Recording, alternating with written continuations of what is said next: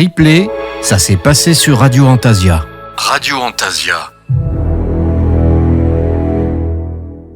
Vous aurez compris, c'est le chat botté ce matin avec notre merveilleuse Agnieszka. Coucou Agnieszka. Coucou Alina. Ça va bien ? Oui, coucou à tous. Il y a du monde sur le chat, on t'embrasse tous très très fort. Donc, place à la magie des contes avec notre très chère Agnieszka et le chat botté. Et oui, le chat botté, j'ai encore trouvé des petites choses que je ne savais même pas. J'espère vous faire découvrir encore des choses incroyables. Bah écoute, moi, à part la chanson Je suis le chat botté, bien sûr. De Chantal Goya, oui, bien sûr. J'en parle d'ailleurs un petit peu dans ma chronique, tu vois. Eh ben, je ne connais pas du tout le chat botté, ni trop son histoire. Moi, à part les petites subtilités qu'on peut voir dans certains dessins animés, tu vois, autour de lui, bah là, comme forcément on a entendu, c'est le côté rock'n'roll du chat botté. Mais voilà, tu vas vraiment nous ouvrir les portes autour de ce conte et ça promet du bouillon. Exactement. Alors, vous êtes prêts ? Oui. Alors, bonjour à tous mes chers amis enchanteurs et mes chers rêveurs de Radio Antasia. J'espère que vous avez passé une bonne rentrée et bienvenue pour cette 3e saison pleine de rebondissements et de surprises. Alors, imaginez un compagnon gracieux, élégant, qui semble comprendre vos secrets et vos espoirs, et qui pourrait, par ses seuls actes, transformer votre destin. Qui est-il ? Qui parmi vous a déjà ressenti cette magie lorsqu'un chat croise votre chemin ? Eh bien, ce matin, nous allons plonger dans la magie des contes avec l'un des récits les plus célèbres de Charles Perrault, le chat botté. Mais avant tout, si vous avez un chat chez vous, invitez-le à venir m'écouter. Et oui, ce matin, il devient le complice de cette chronique. Car derrière chaque chat, il y a un peu du chat botté. Et pour sourire dès maintenant, sachez qu'à l'époque de Charles Perrault, un chat rusé pouvait offrir un château et un mariage royal à son maître. Et aujourd'hui, les chats sont eux les véritables maîtres des réseaux sociaux. Une vidéo, un miaulement, et voilà des fortunes qui se créent, des millions de fans conquis. Oui, le chat botté était peut-être le premier influenceur félin de l'histoire. Et maintenant, entrons dans les inspirations et le contexte historique. Parce que Charles Perrault, il écrit le chat botté à la fin du XVIIe siècle. Nous sommes en 1697 dans le quartier Saint-Jacques à Paris, au lieu de l'édition et de la vie littéraire. Et c'est là, dans sa maison parisienne, qu'il publie ses histoires aux contes du temps passé, plus connus sur le conte de la Merlois. Donc, ces contes naissent au cœur de Paris, dans une époque où la cour de Louis XIV raffole des récits enchanteurs pleins de morale et de féerie. Mais arrêtons-nous un instant sur Charles Perrault lui-même, car où écrivait-il vraiment ses histoires ? Oui, on a dit que c'était à Paris. La plupart du temps, Perrault vivait à Paris, tout près du cœur battant de la cour du roi Soleil. Mais il observait les courtisans, les intrigues, la comédie humaine de Versailles et du pouvoir. Mais ce que l'on sait moins, c'est qu'il avait aussi un refuge. Le château de Viry, à Viry-sur-Orge. C'est à quelques minutes de Paris, où il séjourna pendant plus de 40 ans. Dans ce château. Et j'ai découvert que ce château, il avait été détruit en 1950 pour cause d'abandon. C'était un domaine privé très important comportant une orangerie, des grottes et des cascades. Donc il va falloir que j'aille faire une petite enquête à Viry-sur-Orge. En plus, ce n'est pas loin de chez moi. Entre Paris et Viry, entre la cour de Versailles et la campagne, Perrault partageait son temps et c'est peut-être dans cette alternance que réside la magie de ses contes. Le raffinement et la satire héritée de la cour, alliés à la simplicité, à l'imaginaire et à la rêverie d'un lieu plus intime et tranquille. Ainsi, quand nous lisons le chat botté, nous entendons à la fois l'écho des salons dorés de Louis XIV et celui des jardins secrets où Perrault laissait courir son imagination. Alors en fait, D'où vient aussi l'inspiration de Charles Perrault pour ce conte? Eh bien, l'ancêtre du Chaboté, il vient d'une version italienne, qui est plus rude, de Giambattista Basile, intitulée Gagliuso. Ce nom noble que va donner le chat à son maître, et non le marquis de Carabas dans la version de Perrault. Donc, dans ce conte de Basile, c'est la fin en fait qui diffère du conte de Perrault. En fait, le maître, au lieu d'être appelé le marquis de Carabas, il est appelé Cagliuso, devenu riche, donc le maître du chat est devenu riche grâce aux intrigues de son chat. Et il remercie son chat pour l'avoir hissé jusqu'à la gloire, la richesse et d'avoir épousé la princesse fille du roi. Mais le maître, dans la version de Basile, il va trop loin dans sa grandiloquence. Il promet d'embaumer son chat et de le placer dans une chasse d'or, coffret sacré où l'on garde les reliques d'un saint. Comme ça, 100 ans plus tard, on ne pourrait jamais l'oublier. Le chat le prend très mal et il feint le mort dans le jardin pour tester la sincérité de son maître. À la vue du chat mort, la princesse, femme de Gagliuso, s'affole. Et Gagliuso, donc le maître, se dit en lui-même « Oh bon, vaut mieux lui que nous », dit-il. Et sa femme, la princesse, dit bah, « On pourrait peut-être le jeter par la fenêtre ». Le chat est horrifié par ces dires ignobles, par cette ingratitude, et le chat reprend la parole et il fait face à son maître pour lui rappeler tout ce qu'il a fait pour lui. Comment il a nourri son maître, lavé ses haillons, tiré l'homme de la misère jusqu'à la gloire, la richesse et le mariage avec la princesse. Le maître s'en excuse, mais le chat n'est pas dupe et il s'en va sans s'attarder sur la reconnaissance de son maître. Il a compris que son maître ne le méritait pas, laissant son maître à son regret et à sa vanité. Et voilà la grande différence avec Perrault. L'auteur italien, il dépeint l'ingratitude humaine et la ruse du chat comme une leçon amère. Le chat s'en va blessé mais libre, et on voit la cruauté humaine. On ne remercie pas celui qui vous a aidé. Perrault, lui, préfère adoucir le conte dans le Chaboté. La fidélité du chat est récompensée. Il devient grand seigneur auprès de son maître. La fin est lumineuse et le maître devient véritablement heureux et noble. Alors maintenant, nous allons rentrer vraiment dans le véritable conte du Chaboté, d'après Perrault. En fait, ça commence ainsi. C'est un meunier qui laisse en héritage à ses 3 fils, au premier le moulin, au second l'âne et au 3e seulement un chat. Oh, le plus jeune se croit bien malheureux.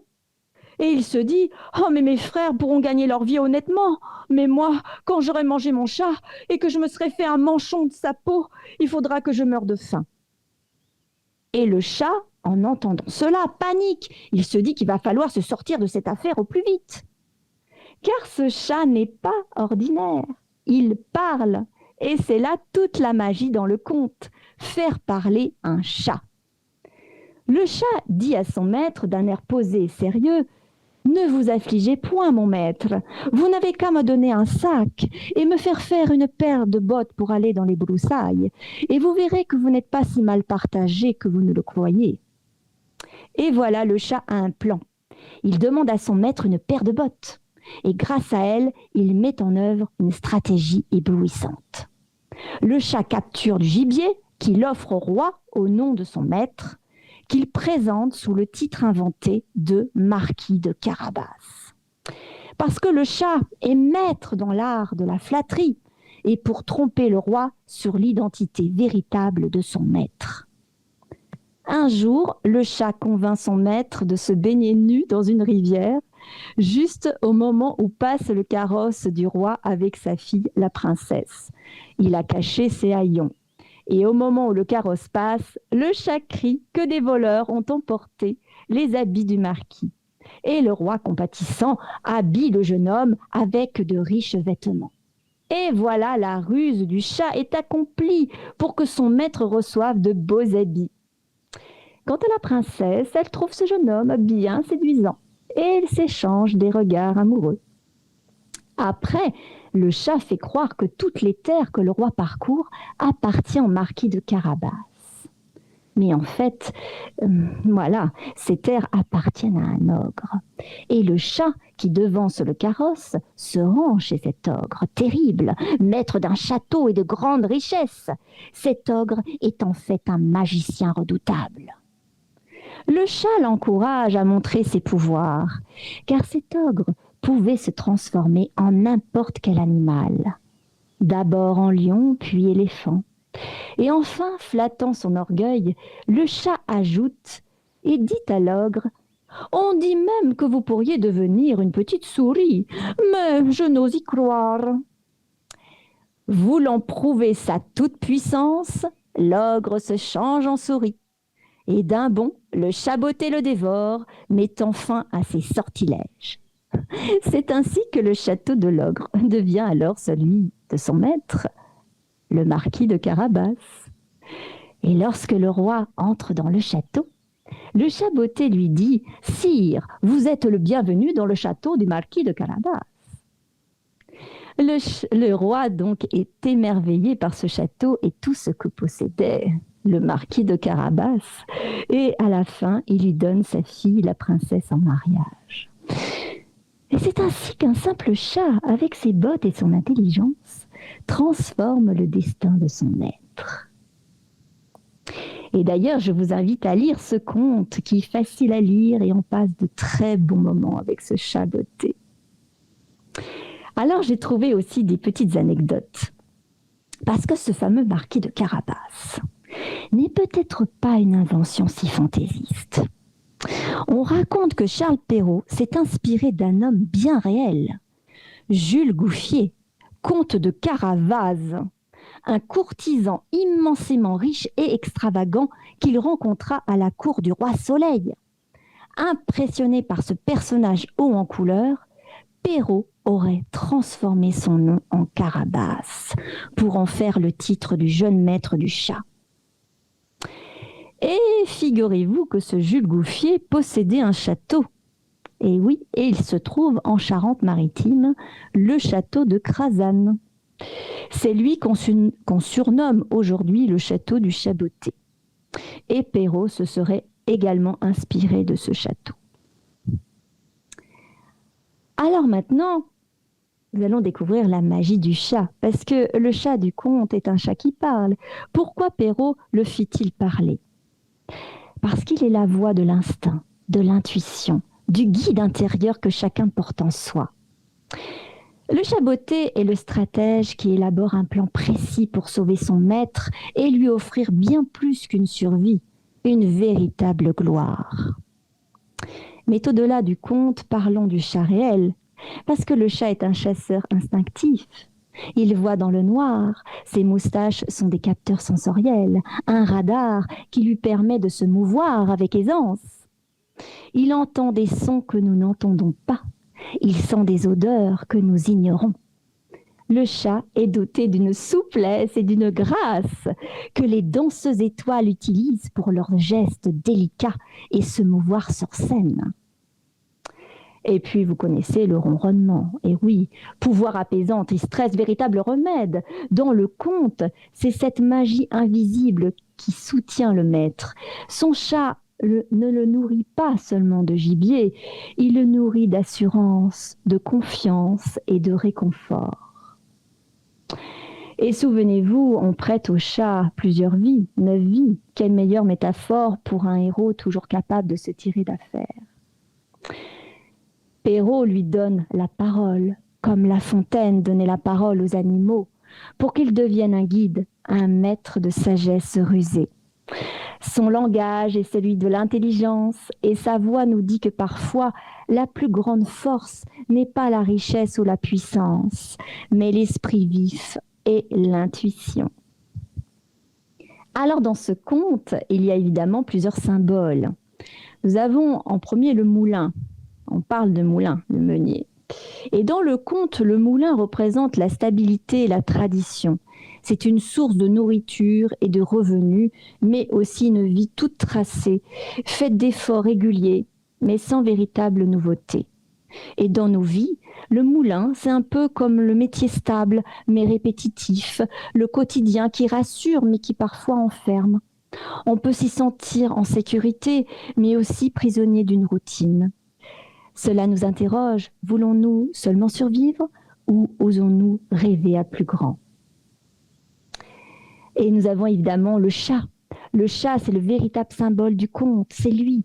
Dans l'imaginaire, le chat est un être surnaturel. Il se déplace entre la lumière et l'ombre, entre le monde visible et invisible.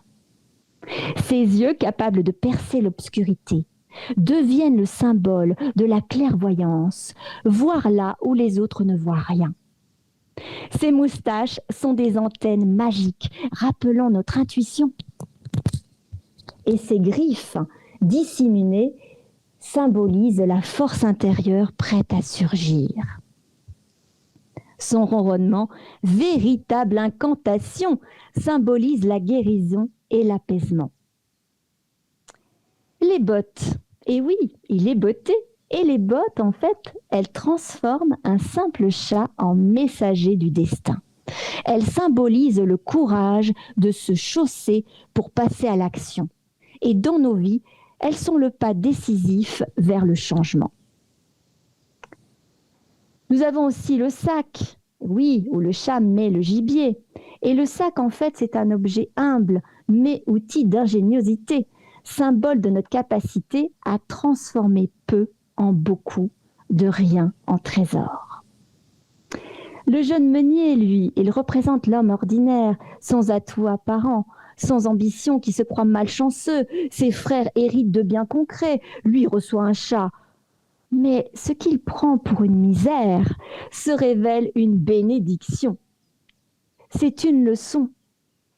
Parfois, ce que nous croyons inutile ou insignifiant cache le plus grand des trésors. Le roi et la princesse, ils incarnent la société. La princesse, c'est le rêve, l'idéal d'amour et de récompense. Le roi est séduit par les apparences et les flatteries. Il croit ce qu'on lui montre. Il aime les beaux cadeaux et les titres. C'est la culture du paraître. L'étiquette et le cérémonial de la cour de Versailles, d'ailleurs, amèneront le roi Louis XIV et son entourage à rivaliser dans l'art du paraître.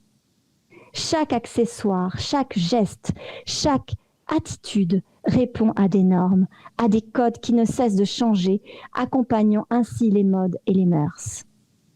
Cette construction de l'apparence requiert de connaître les usages et les règles et de s'y conformer pour bénéficier de la faveur royale et attester de son identité sociale. Et c'est cela que l'on retrouve dans l'histoire du chat botté. La façon de faire la révérence avec tellement de grâce qui plaît au roi. Mais malheureusement, ça trompe complètement. Eh oui, c'est l'art de la flatterie de la cour. Et puis, nous avons l'ogre magicien. C'est l'adversaire fascinant, impressionnant, le maître des métamorphoses. Il symbolise l'illusion, l'orgueil, le désir de tout contrôler. Mais sa magie spectaculaire et fragile, elle se retourne contre lui. Et dans nos vies, l'ogre est notre ego, celui qui veut paraître plus qu'il n'est. La sagesse du chat nous rappelle que l'humilité et l'intelligence, subtile d'ailleurs, triomphent de l'orgueil. L'ogre magicien, symbole de la force brute, de l'orgueil magique, finit dévoré par sa propre vanité. Et dans ce conte, en fait, le conte oppose deux magies, celle de l'ogre, bruyante, illusoire, fondée sur la vanité, et celle du chat, discrète, intuitive, mais efficace. D'ailleurs, l'ogre, à un moment donné, il se transforme en lion. Et le lion, quand l'ogre se transforme en lion, il incarne la puissance brute, la domination, l'ego démesuré. C'est une image d'orgueil faite pour impressionner et intimider. Et dans notre monde, le lion, c'est l'illusion de la toute-puissance, parfois l'image que l'on veut projeter, des fois aussi dans nos carrières, sur les réseaux sociaux, voilà. Mais comme l'ogre a trop misé sur la force et l'apparence, on finit par rencontrer plus malin que soi. Et le lion nous rappelle que l'ego seul ne mène pas loin. face à l'intelligence et à la ruse. Et la dernière transformation, donc, quand l'ogre se transforme en souris, et oui, la souris est l'opposé du lion, fragile, vulnérable, insignifiante, et en se transformant ainsi, l'ogre perd toute grandeur et tombe dans son propre piège. Il devient la proie du chat. Et dans nos vies, la souris, c'est quand on se réduit soi-même par peur ou excès de prudence. C'est aussi ce moment où, à force de vouloir contrôler ou tout posséder, on finit par s'annuler.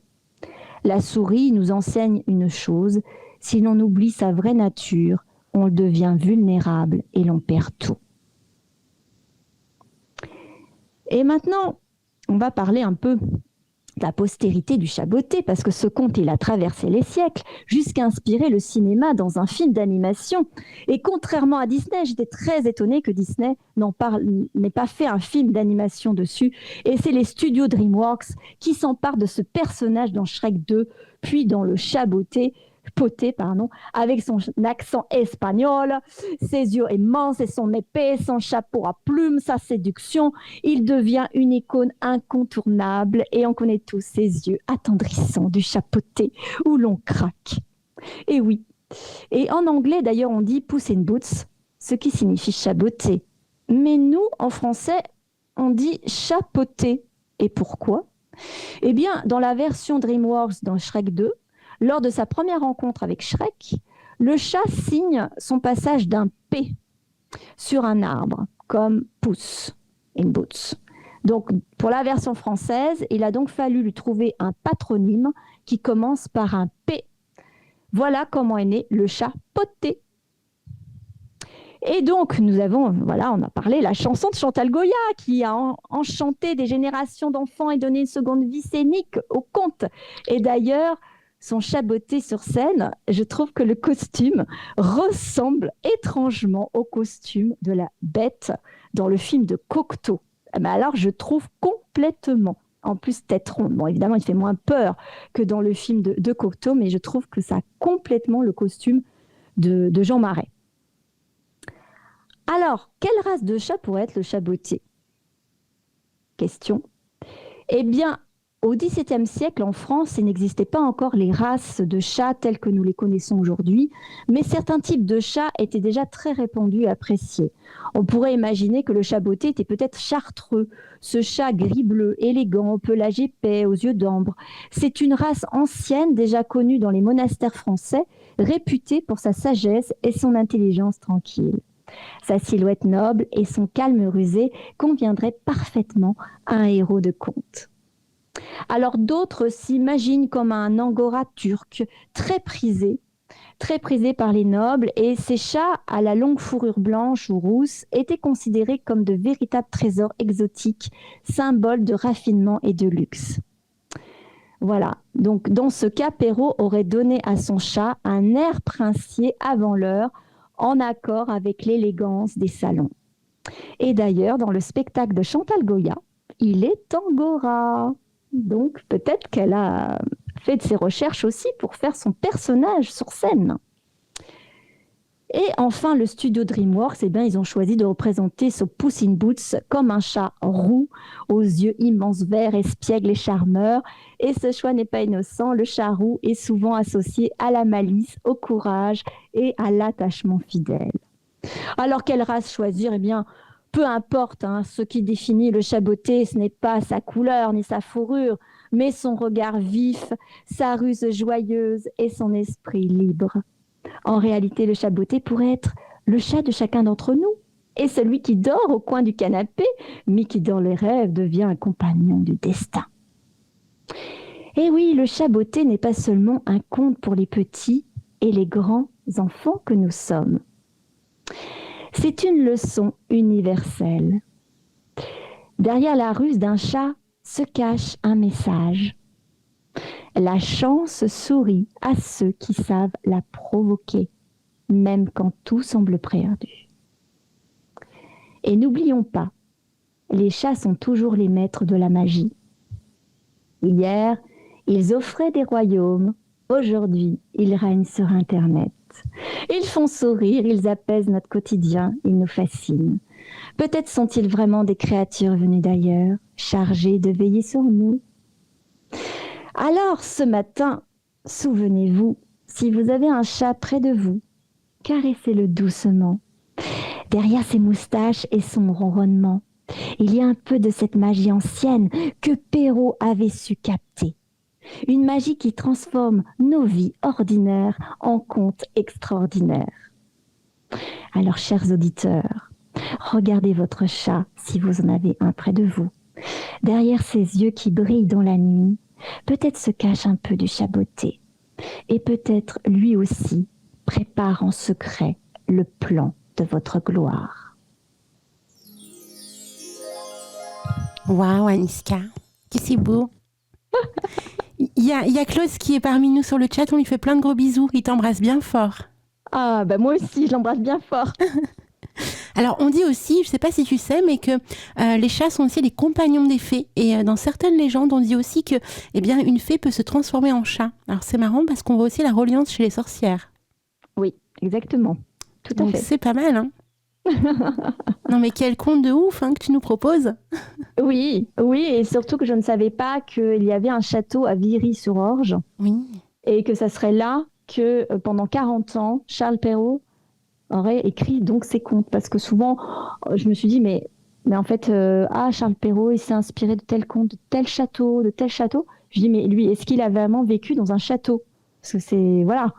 Et j'ai fait mes recherches et j'ai trouvé ça. Et même le château, il a été démoli. Ah, c'est trop triste. Ah, c'est trop triste, oui. Alors, je crois qu'ils ont gardé quelques petits vestiges. Je crois de la grotte, il me semble. Il faut que j'aille voir. Parce qu'ils le disent d'ailleurs sur le site de la mairie de Viry-Châtillon, justement.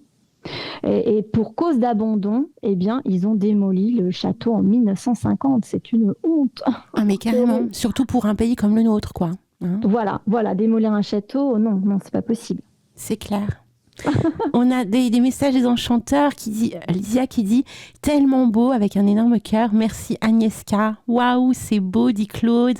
Enfin, il y a plein de messages, tu verras, c'est super mignon. Les enchanteurs ont adoré. Ah bah écoute, je suis ravie. En tous les cas, je leur envoie plein de cœurs et plein de ronrons. Oui. Voilà, pour ceux qui avaient les chats, attention, maintenant, vous n'allez plus regarder votre chat de la même façon. Ah, c'est clair. Il y a aussi Géraldine qui est là. Magnifique chronique, merci Agnieszka. Ah, coucou Géraldine. On a partagé des photos de nos chats sur le chat aussi. Ah bah voilà. Pendant qu'on t'écoutait. Donc, oui, c'est ce que j'ai dit. C'est pour eux, la chronique du chaboté, c'est mettre le chat à l'honneur. Pour moi, le chat, je n'ai jamais pu vivre sans un chat, moi. Ah ben, je te comprends. Ah. Tu comprends. Ah, totalement. D'ailleurs, comment on appelle les amoureux des chats? Est-ce que vous savez? Je sais pas. Non. J'allais dire les chatounets, mais non, rien à voir. Non, ça a un nom. Moi, ah ouais? Je savais pas. Oui, on les appelle les élurophiles. Élurophiles? Ouais. Waouh. Ouais. Et pourquoi érulophile? Élurophile? Ben, écoute, ça se décompose. Je ne sais plus comment j'ai fait. Élurophile, parce que ça se découpe. Ami, je crois que c'est élu, qui veut dire ami. D'accord. Et qui dit que chat. Ouais. Et qui veut dire chat. En fait, quand tu découpes, en fait, le mot. Waouh. Et on apprend des trucs de ouf, les enchanteurs, franchement. Avec cette chronique. Encore des partages. Oh, c'est mignon. Il faudrait que tu ailles sur le chat, vraiment. Là, on a des partages d'animaux. C'est trop, trop beau. Oh là là. Je vais y aller. Voilà. Mais avant ça, Agnieszka, déjà, vraiment chapeau pour cet été. On a appris pour l'article. Oui, merci. C'est trop, trop mignon, trop beau. Enfin, t'étais dans un lieu merveilleux cet été. Oui. Ah bah oui, Collonges-la-Rouge, c'est un des plus beaux villages de France. Et d'ailleurs, c'est là, où est née justement cette idée de classer les villages plus beaux villages de France, de faire justement des concours de villages et autres, et de faire de notre beau pays, de récompenser tous ces beaux villages. Donc tu étais à Collonges-la-Rouge, donc au château cet été, tu as fait de magnifiques spectacles. Bah écoute, en tous les cas, j'ai fait des belles photos. Oui, c'est ce qui compte aussi. Ils ont eu une jolie fée pour eux, vous vous rendez compte, les enchanteurs, c'est juste merveilleux. Eh bien écoute, on fait ce qu'on peut. Et oui, comme on dit. Alors, La chronique est presque terminée, mais avant cela... Alors, est-ce que je dis la prochaine chronique ou Oui, pas? ah bah oui. Ah ben oui, parce que oui, parce que ça va être avant Halloween. Ah bah oui, tout à fait. Donc, je me suis dit, mais qu'est-ce qu'on va faire? Parce que je sais que l'année dernière, j'ai fait Barbe Bleue. Et je me suis dit, bon, allez, je voulais quelque chose de drôle et de sautillant pour Halloween. Alors, ça sera La princesse et la grenouille. Waouh. Eh oui, en plus, c'est le moment des grenouilles et des crapauds. Eh ben voilà. Eh ben ça tombe bien. Exactement. Donc la princesse et la grenouille, mes très chers enchanteurs. Voilà, des frères Grimm. Ça promet. Alors il y a Claude, il est adorable. Il a trouvé d'où vient le mot élurophilie, qui vient du grec éluros, qui signifie chat, et philos, qui signifie amour. Et les enchanteurs, ils sont hallucinants. Ils font des recherches pour nous. Franchement, c'est merveilleux. Moi, j'ai juste capté ça parce que je l'ai fait il n'y a pas longtemps, donc j'ai juste mis mais je sais qu'en découpant, c'était l'ami des chats, quoi. D'accord. Ah, c'est trop bien. Et il y a du grec chez nous, hein. Voilà. Il y a du latin, il y a du grec, il y a de tout. Ouais. Alors, d'ici quelques secondes, on va avoir une énorme personnalité en direct avec nous, ma très chère Agnieszka. Tu vas nous l'appeler. Oui, parce que tu sais qu'en ce moment, en fait, il s'impatiente dans son terrier, il tape du pied, il agite ses grandes oreilles. En fait, je crois qu'il a le trac, en fait. Mais je vais lui présenter des carottes enchantées, hein, ça va le faire sortir. Ah, c'est merveilleux. Alors, vous savez, mes très chers enchanteurs, aujourd'hui, c'est quand même la matinée des animaux. Hein. Depuis tout à l'heure, on n'a pas arrêté avec les animaux. Et là, tu continues, c'est juste beau. On a eu plein d'enchanteurs là qui sont connectés avec des images d'animaux, etc. On avait je sais pas si c'était des fourmis, je sais pas trop, qui dansaient, qui chantaient en gif, tu verras quand tu regarderas. On a un loup, on a pouf, ça n'arrête pas au niveau animaux. Donc on va continuer avec les animaux, on va finir l'émission avant d'appeler l'enchanteur et faire le tirage au sort. Donc il y a la minute du lapin blanc. Ouais, tu te rends compte? Ouais. Ce foufou qui va arriver sur l'antenne. Bon, il faut pas qu'il ait le trac. Hein. Attends, je l'appelle. Les carottes. Attends. Ah, ben voilà, ça y est, bonjour à tous. Oh là, j'avais le trac, oh là là. Oh, que c'est beau, tu es là, mon très cher lapin blanc, mais c'est merveilleux. Ah bah oui, alors, parce que je voulais pas arriver en retard, je voulais pas poser de lapin. Ah bah oui, alors... Le jeu de mots, hein? Oui, je suis un lapin très bien élevé. Ah bah oui, alors... Et alors, tu as le trac comme ça, mon très cher lapin blanc? Bah un petit peu quand même, hein. Bah oui, parce que c'est la première fois. Hein. Mais voilà. Non, c'est pas la première fois qu'on te voit. Oui, mais bon, là, c'est quand même ma minute. Ah oui. C'est vrai. C'est la minute. Il y a quand même, j'ai une émission rien que pour moi.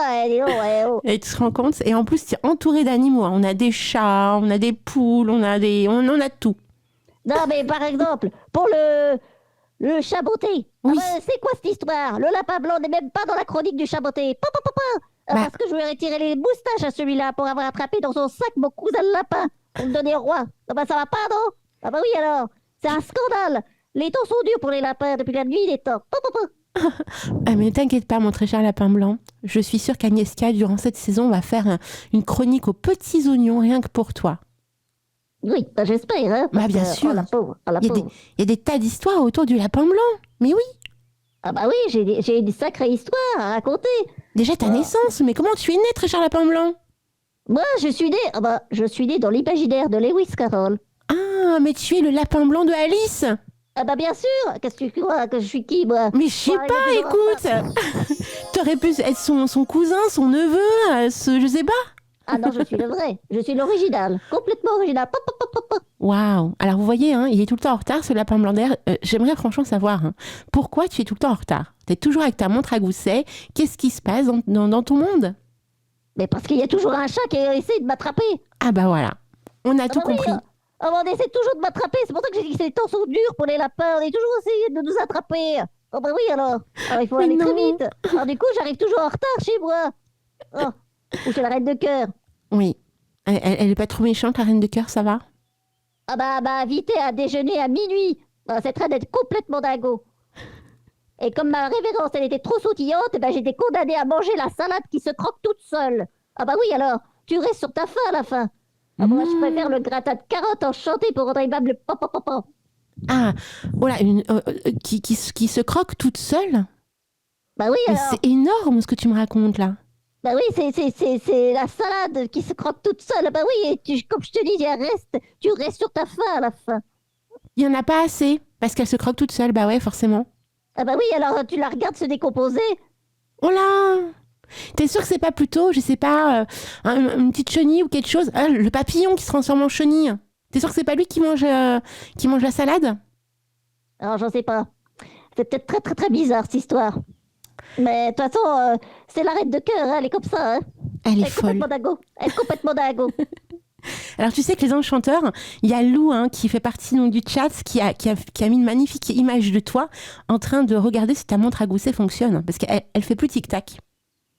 Ah bon? Elle fait Non. plus tic-tac? Bah sur la bah photo, alors. non? Ah bah alors, c'est quoi cette histoire? Ah bah alors, si j'ai plus l'heure, comment je vais faire? Ah bah, Pour savoir si je suis en retard ou je suis en avance? non mais là t'inquiète pas, tu es à l'heure, tout va bien. Ah bah ouais, tant mieux, hein, quand même. Oh voilà. Alors est-ce que tu es prêt mon petit lapin blanc pour que on puisse effectivement faire venir un enchanteur à l'antenne, qu'on appelle un enchanteur à l'antenne, qu'on fasse le tirage au sort et que tu l'accueilles? Ah bah oui, il peut venir, hein, moi, il n'y a pas de souci. Hein. Bah, par contre, j'ai pas assez de carottes. Hein. Ah, bon, t'inquiète pas, il va gagner un énorme cadeau, donc je pense que les carottes ça ira. Bon, d'accord. Tu peux les garder pour toi. D'accord? D'accord. Écoute, on va mettre une magnifique chanson qu'on adore sur Antasia. Est-ce que tu connais Le Grand Pot-au-Feu? Ah non, pas du tout, mais ça a l'air très appétissant. Alors c'est surtout une chanson assez rock'n'roll. Ah bah moi j'aime bien, parce qu'il faut sautiller, c'est bon pour la santé. Et ouais. Donc on va mettre Le Grand Pot-au-Feu, mon très cher lapin blanc, et puis ensuite on va appeler l'enchanteur qui a gagné le grand jeu concours. Tu sais, il y a un grand jeu concours. À chaque fois que tu seras là, il y aura un grand jeu concours. C'est magnifique, hein? Oh, mais c'est merveilleux! Mais oui, Dans un dessin, oh là là! c'est juste magnifique. Donc mes très chers enchanteurs, on va mettre le grand pot-au-feu. Pendant ce temps-là, je vais faire le tirage au sort. Donc profitez-en là. Si vous voulez encore jouer, envoyez vos mails contact@radioantasia.fr. Et après, on va revenir à l'antenne pour pouvoir faire l'appel, bien sûr, de l'enchanteur ou l'enchanteresse qui gagne. N'oubliez pas, si on vous appelle et que je vous demande qui ai-je au bout du fil, vous répondez « Je suis un enchanteur ». Ça donne quoi, mon très cher lapin blanc, avec « Je suis un enchanteur » ? Je suis un enchanteur! Oui! Voilà, vous imitez le lapin blanc, mes très chers enchanteurs, ok? Ah bah là, ça va être dur, hein? Mais c'est vrai. Allez, c'est parti pour la musique et on se retrouve d'ici quelques minutes, mes très chers enchanteurs. Bisous, Agnieszka. Ah bah non, c'est le lapin! Mais elle est pas avec toi, Agnieszka? Ah si, je suis là. Je suis là. Oui, il me Je semblait suis là, bien. Ah oui, je suis à côté parce qu'on sait jamais. Hein. Bah oui, vous êtes indissociable quand même, c'est ton meilleur ouais. ami. Ah oui, non, je fais attention qu'ils disent pas de bêtises à l'antenne. Hein, quand même. Petite tape sur la tête. Voilà, sur les oreilles. C'est ça. Allez, à tout de suite les enchanteurs après cette pause musicale. Replay, ça s'est passé sur Radio Antasia. Radio Antasia.